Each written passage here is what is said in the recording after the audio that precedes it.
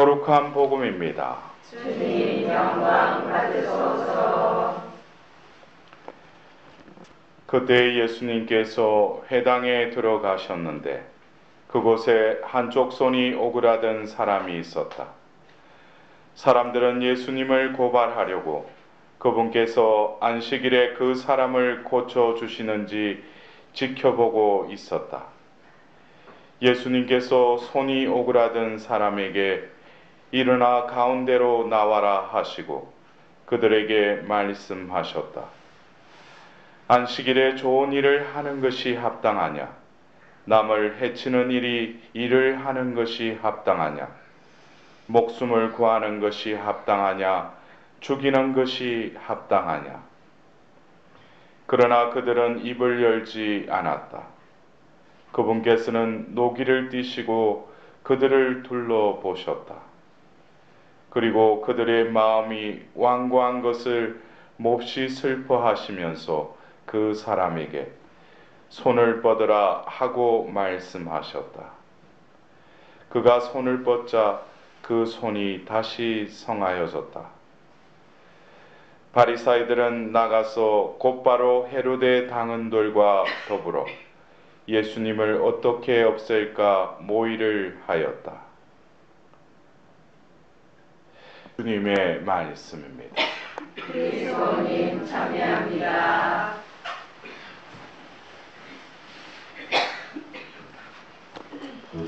여러분들이 이스라엘을 성지 순례를 갔다든지 아니면 TV나 여러 어떤 매체를 통해서 그 유대인들의 어떤 삶을 보면 특히 이들은 안식일 규정을 아직도 엄격하게 준수를 합니다.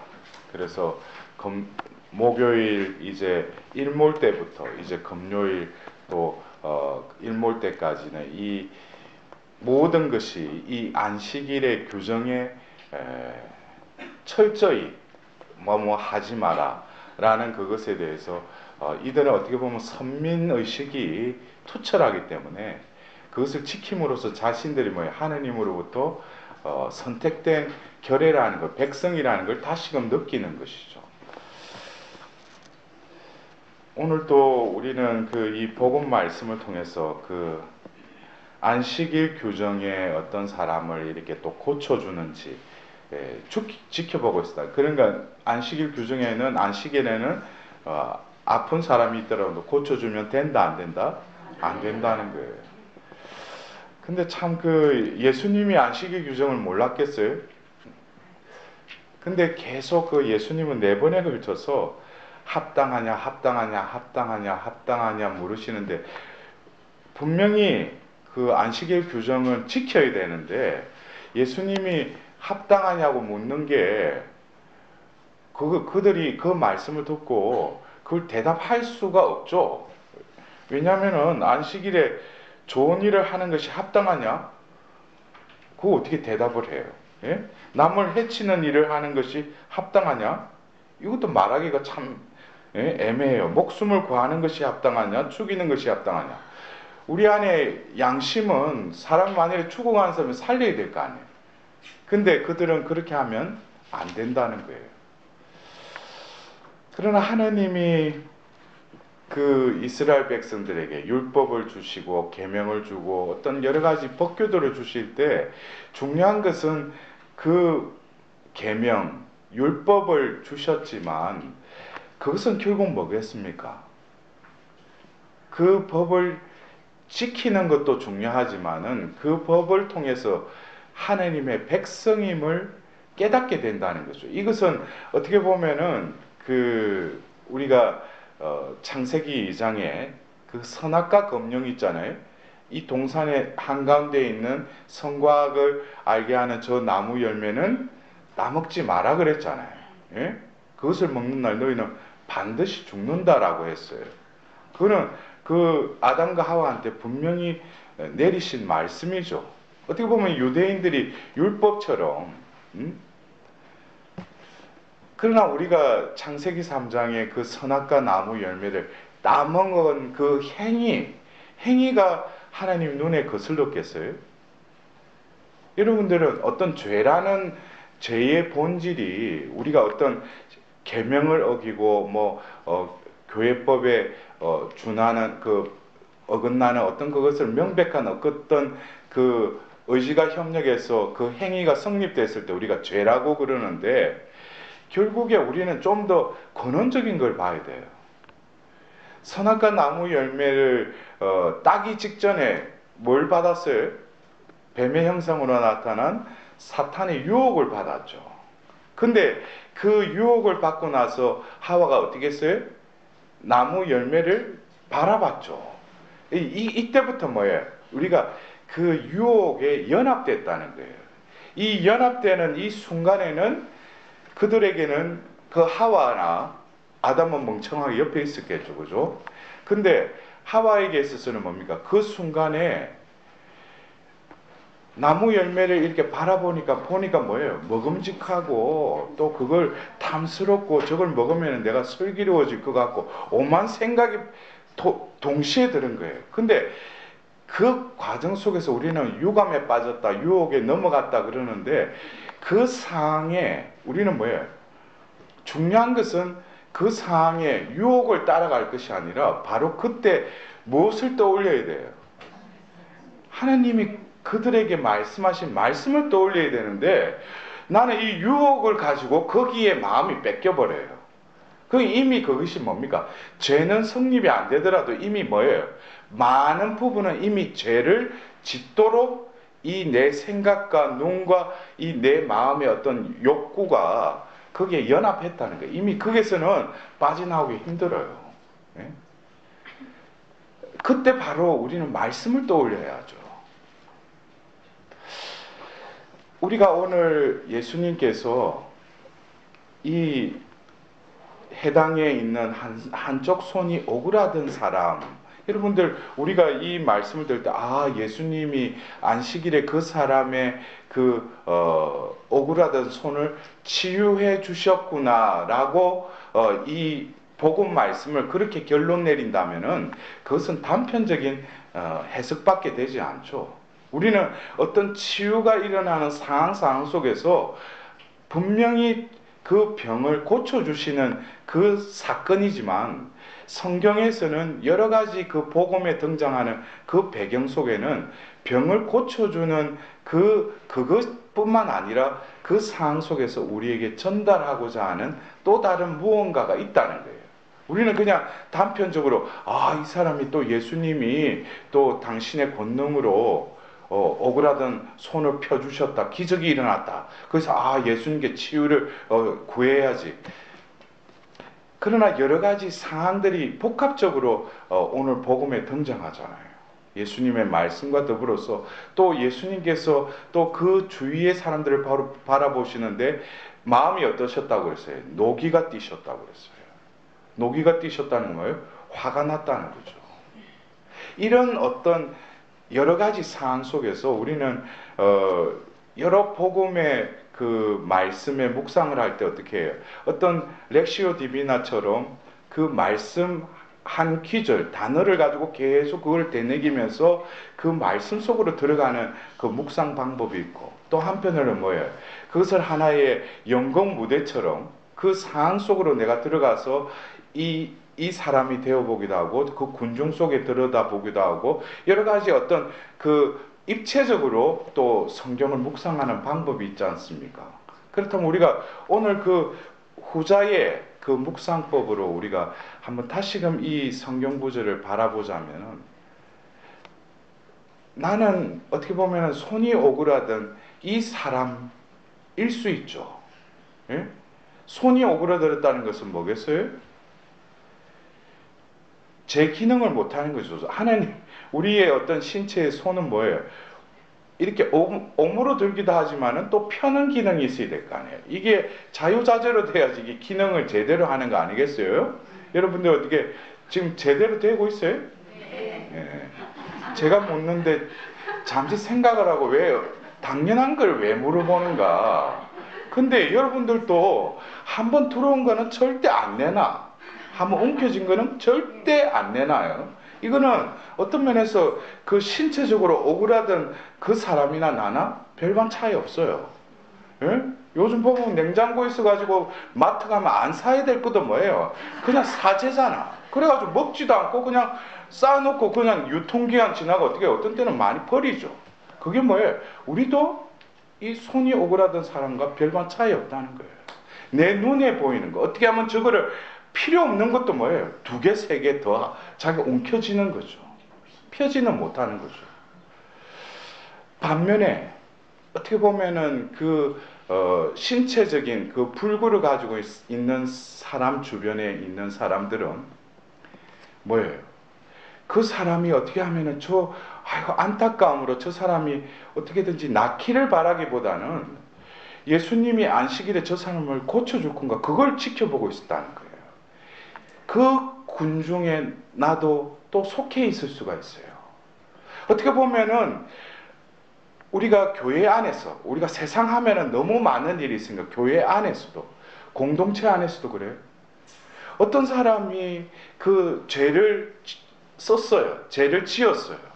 근데 그것을 바라보는 눈이 어떻게 보면 오늘 복음에 등장하는 이 사람과 같이 진정으로 그 사람이 자비를 입어서 그 사람이 새롭게 회개해서 하나님 앞에서 다시금 올바른 사람으로 거듭 태어나기를 바라기보다는 저 인간이 어디까지 가는지 한번 지켜보자. 또 그리고 뭐예요? 자신은 사실은 모르고 그걸 부풀려 가지고 뭐예요? 뻥튀기 해가지고 옆에 사람한테 오만 다른 거를 왜곡해서 또 전하기도 해요.